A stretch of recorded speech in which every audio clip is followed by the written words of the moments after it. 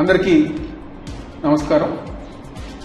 ఈరోజు ఉదయం నుంచి గారా కొన్ని మీడియా ఛానల్స్లో అదేవిధంగా పని పాట లేని తెలుగుదేశం పార్టీ సోషల్ మీడియాలో నేనేదో పారిపోవటానికి ప్రయత్నించానని చెప్పని అసత్య ప్రచారాలు ఈరోజు ఉదయం నుంచి గారా ప్రచారం చేస్తాం జరుగుతుంది. ఈరోజు పారిపోవాల్సిన అవసరం కానివ్వండి, పారిపోవాల్సిన కర్మ కానివ్వండి, నాకేమీ లేదు, అలాంటి అవసరం కూడా నాకు లేదని చెప్పి ఈరోజు ఈ యొక్క మీడియా ద్వారా మీ అందరికీ చెప్పదలుచుకున్నాను.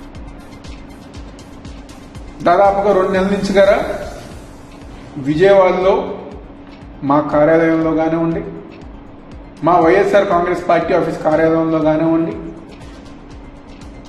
తూర్పు నియోజక ప్రజానికానికి కానివ్వండి 24 గంటలు అందుబాటులో ఉంటుంది. దేనికి పారిపోవాలి?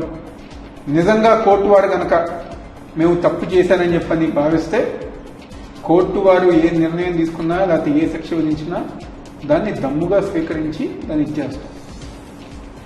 అంతేగాని మీరు పెట్టే తప్పుడు కేసులకి వీటికి భయపడి పారిపోవాల్సిన అవసరం నాకు లేదని చెప్పని మరొకసారి చెప్తాను. ఈరోజు 2019లోనే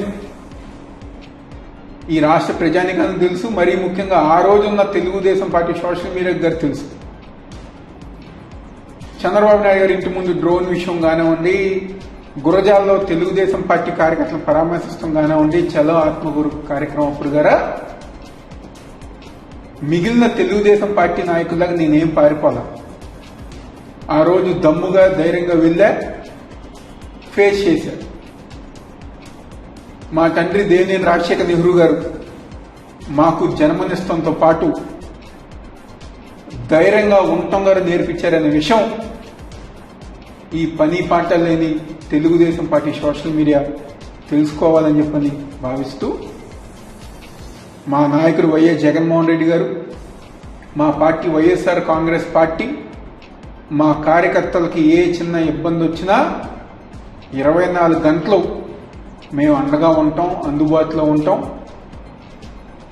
పార్టీ కార్యక్రమాలన్నీ గారు ముందుకు తీసుకెళ్తామని చెప్పిన సందర్భంగా చెప్తూ దయచేసి రాష్ట్ర ప్రజానికాన్ని, వైఎస్ఆర్ కాంగ్రెస్ పార్టీ నాయకుల్ని, కార్యకర్తల్ని ఇలాంటి అసత్య ప్రచారాలు నమ్మవద్దని చెప్పని మనస్ఫూర్తిగా కోరుకుంటున్నాను.